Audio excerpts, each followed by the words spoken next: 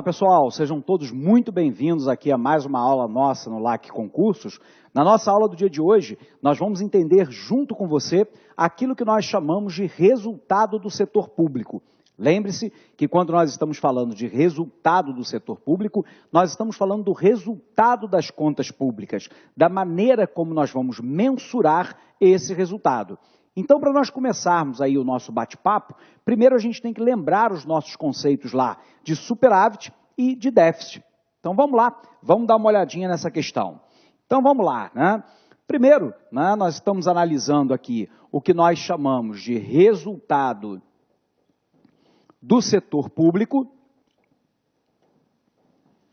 Lembrando, né, que o resultado do setor público ele pode ser de duas naturezas, né? Ele pode estar numa condição, via de regra, deficitário, e aí você tem que se recordar o que é que nós estamos chamando de déficit, né? Quando nós estamos falando que o resultado do setor público é deficitário, você tem que lembrar que déficit significa um resultado negativo, né? E, portanto, se déficit é lá um resultado, né, negativo, coloquemos aqui, um resultado negativo, sobre a ótica das contas públicas, significa dizer que o gasto público ele é maior do que a receita pública. Então, todas as vezes que eu tenho um gasto público que é maior do que a receita pública, eu tenho lá um resultado negativo. E, nesse caso, né, o resultado é deficitário. Déficit é o resultado negativo. Lembrando que a conta pública, né, ela também poderá ser superavitária. E quando é que ela terá uma condição superavitária? Se nós nos recordamos, superávit é toda vez que eu tenho lá um resultado positivo. Sendo assim, quando nós falamos, né, de conta superavitária, no caso do governo, significa dizer que o gasto público ele é menor do que a receita pública. Bom, em tese, nós poderíamos imaginar também o resultado do setor público equilibrado. É uma condição muito rara, né, mas pode acontecer. E eu teria uma condição de equilíbrio quando, obviamente, o gasto público fosse igual à receita pública, né? Mas, na grande maioria das vezes, o que nós vamos perceber é lá o nosso resultado deficitário ou ainda o resultado superavitário. Lembrando, então, déficit significa um resultado negativo e, portanto, no caso das contas públicas, eu tenho que o gasto é maior do que a receita pública. Sob o ponto de vista superavitário, eu tenho um resultado positivo quando eu tiver lá que o gasto for menor que a receita pública, então vai sobrar recursos. E eu teria, em tese, uma condição de equilíbrio sobre a ótica do resultado do setor público quando o gasto fosse igual à receita pública. Bom, se nós já nos recordamos a respeito do conceito, né, de déficit, superávit e a condição de equilíbrio, a gente agora poderá analisar o resultado do setor público sobre três óticas diferenciadas. O que nós chamamos, né, de resultado nominal, o resultado operacional e o resultado primário. Então, para a gente ir para isso, vamos colocar no quadro para você ter tudo anotado, de maneira que você possa ir consultar às vezes para poder tirar uma dúvida qualquer. Então, vem para cá. Apagando aqui o nosso quadro, nós temos então agora uma situação de resultado do setor público que será mensurado por uma determinada ótica. Então, eu tenho aqui o resultado do setor público, que pode ser mensurado, né, sobre a ótica nominal, sobre a ótica operacional e sobre a ótica primária.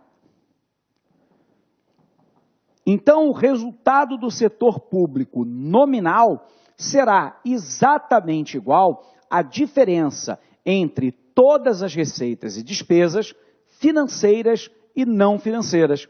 E aí vem a tua pergunta. Professor, o que seria, por exemplo, uma despesa não financeira?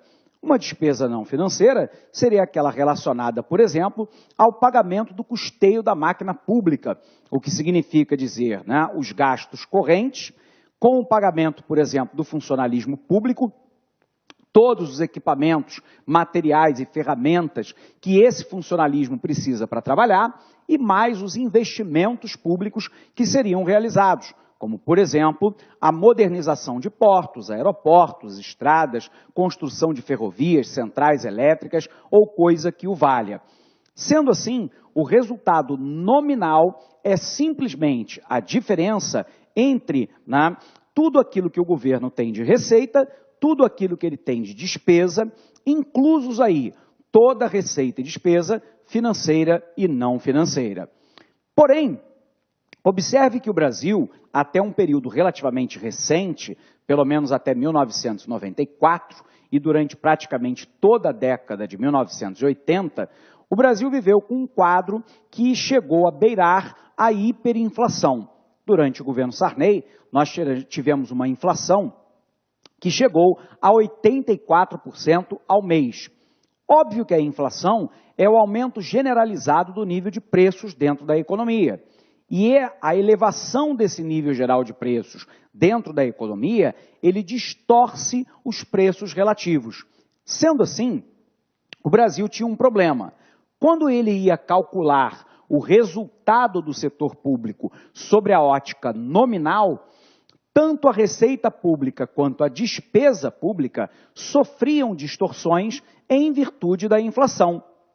Então eu tinha lá a variável nominal, tanto da receita quanto da despesa sendo alterada, e muitas vezes isso não redundava num aumento ou numa diminuição real do volume de receita e gasto do governo.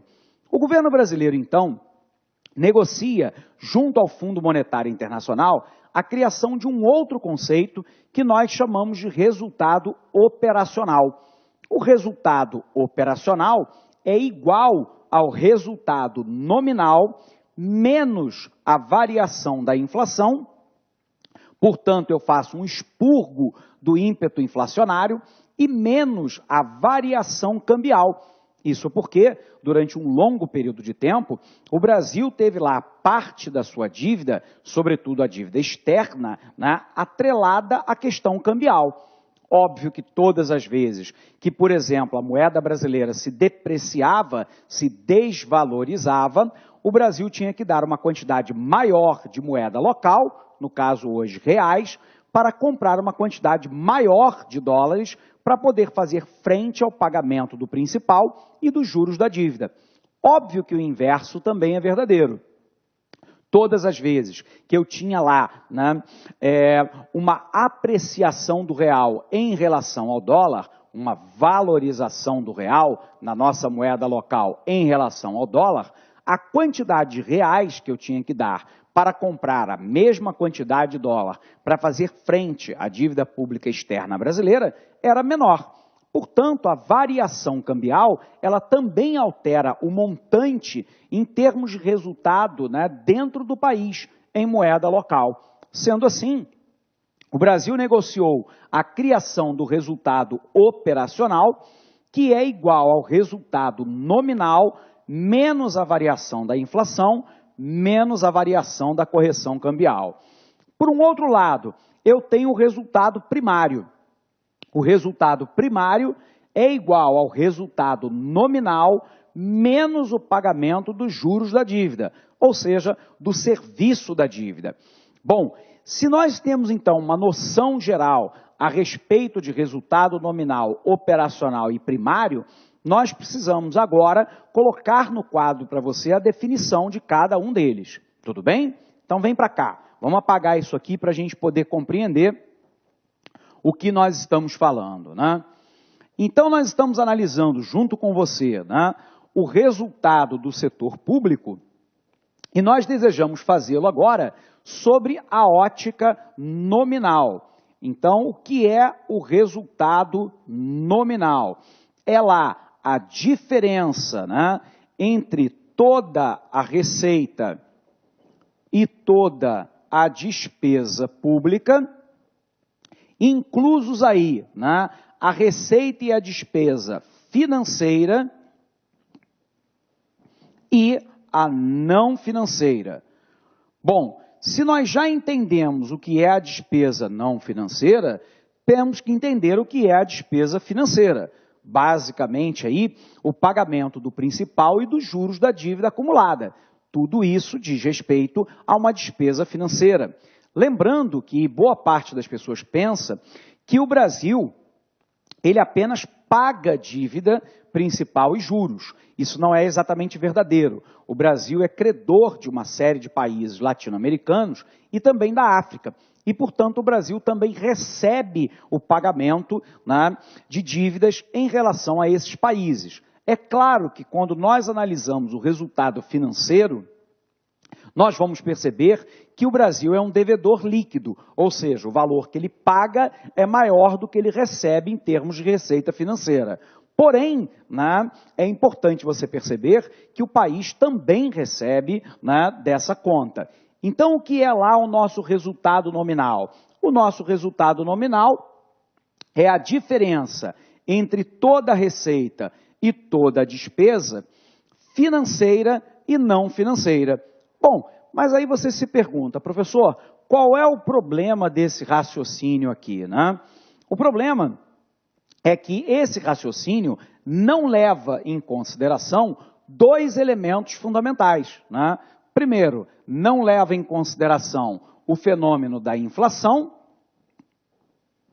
que é o aumento generalizado do nível de preços dentro da economia, e não leva em consideração delta, nós já sabemos tratar-se de variação, que é a variação cambial, que é, lembrando o câmbio, a paridade, a equivalência entre a moeda interna, no nosso caso atual o real, em relação à moeda externa. Normalmente a moeda que é levada em consideração é lá o dólar, moeda de reserva e de valor de todo mundo.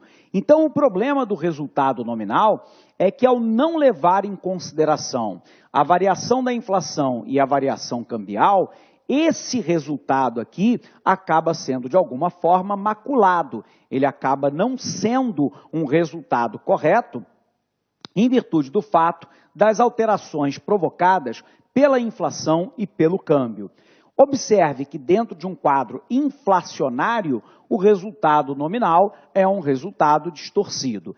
Claro que no momento atual, onde a inflação no Brasil se encontra em controle desde 1994, quando lá da implementação do Plano Real, o resultado nominal voltou a fazer sentido. Porém, não o fizera durante praticamente uma década e meia, entre a década de 1980 e início da década de 90, em virtude do fato de nós termos a inflação em alta escala e de termos boa parte da dívida pública brasileira indexada em termos cambiais. Bom, para evitar então essa distorção, o governo negocia com o FMI a criação de um outro conceito, que é o conceito operacional. Então, vamos visualizá-lo, né? Vamos apagar aqui, para vermos agora o conceito operacional. Bom, quando nós estamos falando, então, né, do resultado operacional, lembre-se você que o resultado operacional, ele é igual ao resultado nominal menos a variação da inflação menos a variação. Olá, meus amigos, minhas amigas, sou o professor Luiz Antônio Carvalho e com muito prazer, muita satisfação, estou aqui para fazer um convite muito especial. muito especial para você que quer fazer o concurso de auditor fiscal da Receita Estadual do Distrito Federal. Concurso esse que já foi autorizado, nós estamos aguardando o edital ainda para 2018 e, claro, nós aqui da Lá Concursos, nós temos o melhor e o maior programa de carreiras fiscais do Brasil na atualidade. Nós conseguimos aí unificar uma equipe top de linha, uma equipe aí que está à disposição da Lá Concursos e é à sua disposição, aulas super atualizadas e aulas super competitivas, detalhadas, como você acabou de assistir. Gente, nosso curso pré-edital, ele tem um prazo de acesso de 180 dias. Durante esse período, você pode assistir quantas vezes quiser e na hora que desejar. Durante esse período, preste atenção, você terá direito a custo zero de todas as atualizações que forem necessárias para o concurso de fiscal aí do Distrito Federal. Inclusive o seguinte, vamos supor, você se matriculou hoje, daqui uma semana, se Deus quiser, o edital foi publicado. Se o edital for publicado e nós tivermos aí alguma divergência de conteúdo, vocês podem ficar tranquilos que nós aqui da Lá Concursos, nós iremos fazer uma atualização a custo zero dentro do seu prazo de acesso. Bacana, meus amigos? Então, espero vocês aqui na Lá Concursos, no nosso curso de carreiras fiscais do Distrito Federal. Nós estamos em atuação em 2018 para o concurso de fiscal também de DF, Goiás, Bahia, Santa Catarina e Rio Grande do Sul, sob a coordenação do nosso grande mestre, professor André Fantoni. Tá certo, meus amigos? Espero vocês, então, aqui na Lá Concurso. Fui, tchau. Clique lá.